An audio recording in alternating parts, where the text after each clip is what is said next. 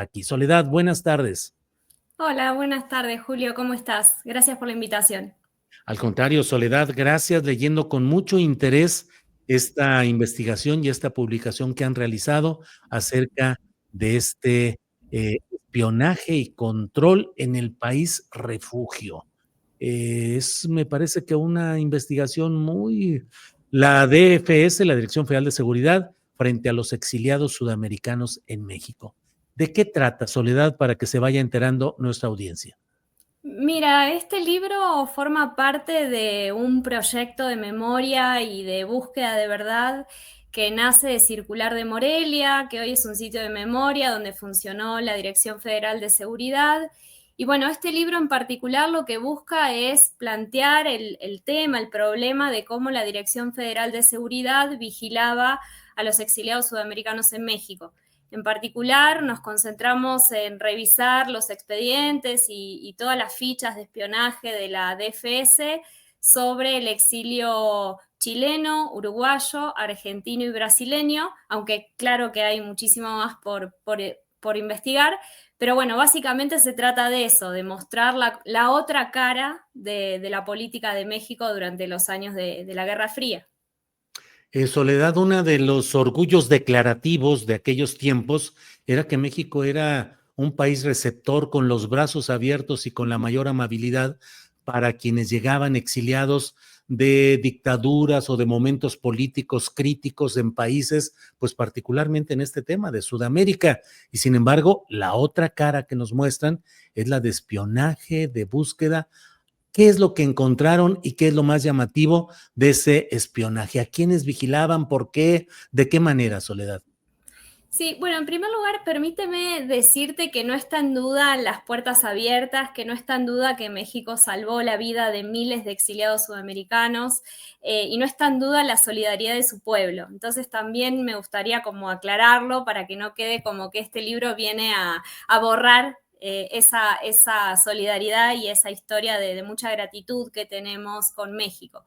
Pero Claro. sí es verdad que a través de la Dirección Federal de Seguridad se realizó un espionaje muy preciso sobre distintas áreas de la vida de los exiliados sudamericanos.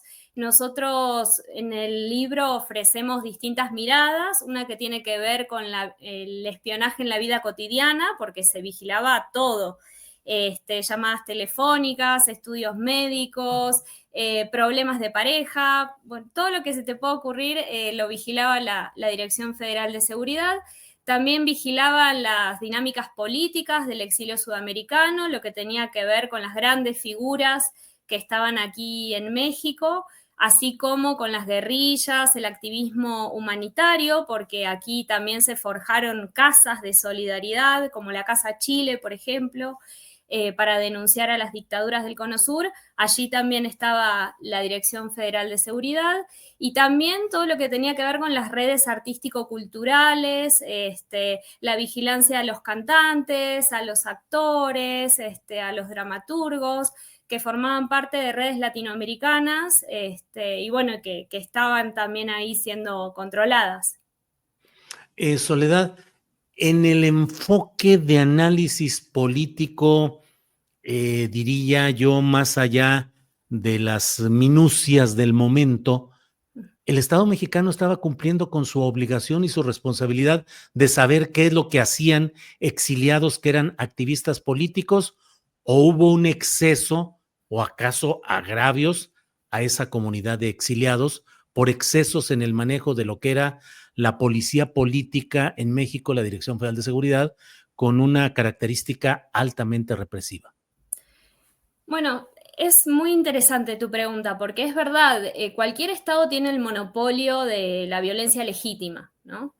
Y en el caso de México también funcionaba lo que todavía sigue vigente, que es el artículo 33 de la Constitución Nacional, que es el que impide a los extranjeros inmiscuirse en cuestiones de política interna en México. Pero a la vez hay que ubicar que la Dirección Federal de Seguridad funcionó como un aparato represor. No solamente estaba vigilando a los exiliados sudamericanos, estaba vigilando y te diría reprimiendo, deteniendo de forma clandestina y desapareciendo a miles de mexicanos y mexicanas que en esos años estaban participando de movimientos insurgentes, de movimientos disidentes. Entonces, la palabra excesos a mí me genera como algunos problemas en relación a, digamos, a si era legal o no la actividad que estaba haciendo la Dirección Federal de Seguridad. Yo creo que por un lado tenían una matriz ideológica que era la de la contrainsurgencia, estaba fundamentada en la doctrina de la seguridad nacional, que es una doctrina ideológica que mantuvieron y compartió con las dictaduras del Cono Sur en la misma época, y por lo mismo la Dirección Federal de Seguridad se autorizó a sí misma a crear organismos paraestatales como la Brigada Blanca, por ejemplo, para el aniquilamiento de la Liga Comunista 23 de septiembre. Entonces, creo que este libro lo que muestra es que queda todavía mucho por investigar. Estamos todavía rastreando otras experiencias de vigilancia y represión a los exiliados sudamericanos. Sabemos de algunos casos de detenciones que sufrieron por parte de la ADFS, pero creo que es algo a lo que hay que entrar con mucho cuidado y con buena documentación, ¿no? Ahora, Soledad, dentro de lo que ustedes lograron documentar, muchas veces algunos de los exiliados en los países que los reciben suelen reorganizar sus propios movimientos y sus propias posturas políticas, incluso relanzarse a la actividad en su país de origen con esa organización. En México se respetó esa posibilidad de acción política hacia el exterior, hacia sus países de origen, o también se reprimió o se controló o se atemperó ese activismo. Mira, hasta donde estamos viendo, el gobierno mexicano funcionó de una manera muy, como muy maquiavélica, si lo queremos llamar de esa forma, en el sentido de que algunas actividades políticas antidictatoriales las habilitó, las permitió. Tampoco hay que olvidar que era un gobierno que también apoyaba, por ejemplo, a las guerrillas centroamericanas. También era un gran aliado de Cuba. Entonces, digamos, el gobierno del PRI, el régimen del PRI en ese momento pudo maniobrar, ¿no? En esa capacidad de rearticularse políticamente por parte de los exiliados. En algunos casos sí hubo medidas de control. En el caso de la dictadura argentina, por ejemplo, Argentina solicitó en varias ocasiones y se quejó ante el gobierno mexicano de cómo los exiliados argentinos se estaban rearticulando aquí en México, y eso fue un llamado, ¿no?, a la calma por parte de la Secretaría de Gobernación hacia los exiliados que estaban aquí. Pero también es verdad que permitía otro tipo de rearticulaciones, por ejemplo, exiliados de las guerrillas argentinas que viajaban a Cuba para entrenarse y regresaban, ¿no? O sea, ese tipo de movimientos los habilitó México. Entonces hay que ir viendo también, digamos, históricamente cómo se fue dando ese proceso. Soledad Lastra, una de las características de los movimientos de izquierda en México es que recibieron un enorme impulso del arte y la cultura sudamericanos, de quienes venían de experiencias de lucha en sus países, y eso se insertó en el expediente personal de muchos de los luchadores de izquierda de aquellos tiempos. ¿Detectaron ustedes que pudiese haber habido infiltrados, como decimos luego, orejas en México, infiltrados en esos movimientos culturales y artísticos para detectar en la explosión de gusto, de júbilo o de solidaridad de los mexicanos, detectar eventualidades de movimientos sociales disidentes mexicanos? Sí, mira, tuvimos la virtud de poder trabajar con distinta documentación creada por la Dirección Federal de Seguridad. Entre esa documentación está la creación del Grupo Especial C047, del que todavía nos queda mucho, mucho por saber, pero era un grupo especial dedicado a la vigilancia y a la infiltración de los exiliados y de los extranjeros. En algunas de esas documentaciones se narran distintas estrategias para infiltrarse. Lo que no sabemos todavía es concretamente quiénes fueron infiltrados en esas organizaciones, pero sí se señala en los documentos distintos grados de infiltración, ¿no? Los infiltrados que pueden pasar como periodistas en algún evento público y hacer algún reportaje, sacar alguna fotografía, a los infiltrados, como señalas, que se mimetizan, ¿no? Y pasan a formar parte de la organización, pero en realidad están funcionando como grandes delatores de las actividades y del movimiento. La verdad es que no tenemos todavía una información clara de quiénes fueron infiltrados. Sí sabemos que era parte de las estrategias de control y de represión en México en general.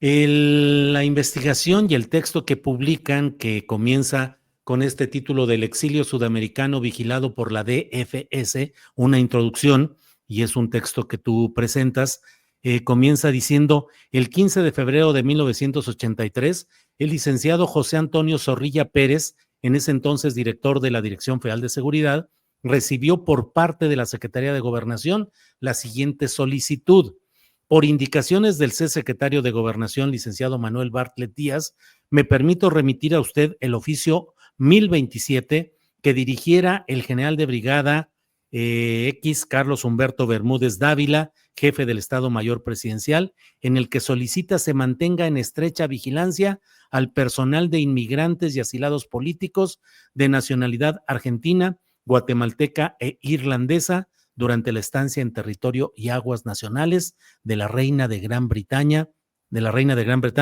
Isabel II, en el periodo comprendido del 17 al 25 de abril del actual. Órdenes, digamos, no sé si demasiado explícitas, Soledad, para quedar registradas en archivos en los cuales eran instrucciones precisas de la alta burocracia del gran mando político bajo consideraciones discrecionales de que hay que vigilar y en algunos casos detener, porque siempre he sabido de gente que se quejaba de haber sido detenido mientras visitaba el país algún personaje así, Soledad. Sí, mira, hay como dos dimensiones, ¿no? La primera tiene que ver con que la Dirección Federal de Seguridad y otros órganos de inteligencia dentro del Estado, porque este no era el único servicio de inteligencia que tenía el Estado, también son burocracias, ¿no? Son burocracias que necesitan dejar asentados este tipo de actividades y esto es lo que a nosotros también como investigadoras e investigadores nos permite reconstruir las dinámicas de la represión. Por otro lado, digamos, a mí no me llama tanto la atención esa precisión porque, por ejemplo, si observamos los operativos que se realizaron para aniquilar, y lo dicen explícitamente, a la contrainsurgencia, a las guerrillas mexicanas en esos años, también estaba este nivel de detalle, porque necesitaban volver realmente operativa el arma represiva, el brazo represivo del Estado, identificar bien cuáles eran las funciones de los distintos actores, cuáles eran los objetivos que se tenían que cumplir dentro de determinadas misiones.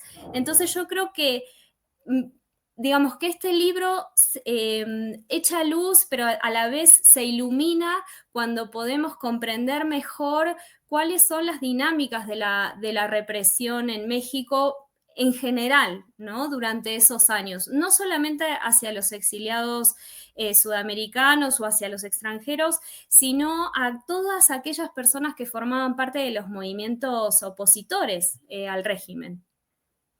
Soledad, pues te agradezco mucho la puntualidad de darnos respuesta y orientación en medio de este tema que están planteando. Y te pregunto en lo general como investigadora, pero también a ti en el ánimo personal como ciudadana, ¿qué te queda después de sumergirte junto con otros investigadores en todo este mundo de documentación, de datos, de información referente a este tema de la vigilancia a exiliados sudamericanos? ¿Qué lección podemos tomar después de todo esto, Soledad? Mira, yo creo que México está pasando hoy por un momento de auge de la memoria y de luchas que cada uno de nosotros está dando desde sus lugares para poder iluminar y para poder comprender mejor el pasado reciente. El pasado reciente mexicano también es el pasado reciente de toda América Latina. México forma parte de la historia sudamericana también y esta es otra parte de esa historia. Yo creo que lo que nos queda es seguir investigando, no quedarnos con la incomodidad de las preguntas, no quedarnos callados, tratar de seguir indagando, de conocer la verdad. La verdad es un derecho, la información tiene que ser pública. Por otro lado, me gustaría aprovechar la oportunidad para decirles que toda esta documentación que nosotros revisamos está en el Archivo General de la Nación y es información pública. De manera que cualquier ciudadano o ciudadana que quiera acercarse al archivo puede conocer esta información y yo creo que tenemos que defender eso, tenemos que tener una convicción de que la verdad es un derecho y creo que nuestra línea de investigación tiene que seguir por ahí, ¿no? Defendiendo esa lucha. Bien, Soledad, pues subrayo lo que ya dijiste acerca de que este trabajo de investigación hace luz sobre un aspecto de un funcionar de un Estado mexicano en un área muy difícil para los mexicanos en general y en este caso específico para exiliados sudamericanos, como fue el accionar de la Dirección Federal de Seguridad, que fue un organismo creado con una policía política represiva encargada de desaparecer, de secuestrar, de torturar, de mil cosas negativas en una etapa que no podemos negar de que así sucedió. Pero de ninguna manera esta investigación implica que haya un rechazo, un mal agradecimiento del exilio sudamericano a los brazos abiertos que se le dieron en México y de nosotros los mexicanos por lo mucho que trajeron en ciencia, en arte, en cultura y en una convivencia que siempre nos ha honrado con todo este exilio y con todos estos visitantes sudamericanos, Soledad. Así es que gracias, a reserva de lo que se agrega. Muchas gracias, Julio. Gracias a Bien. ti por la invitación. Es un gusto de verdad poder compartir esto con ustedes. Y está disponible en las redes también, ¿verdad, Soledad Lastra, este trabajo? Sí, el libro se descarga de forma gratuita en el sitio web del INERM. Esperamos prontito poder tenerlo impreso, pero bueno, mientras tanto pueden acceder todos de manera gratuita en el INERM. En el INERM. Bueno, pues muy bien, Soledad, muchas gracias y seguimos en contacto. Gracias. Muchas gracias, que estés muy bien. Hasta luego.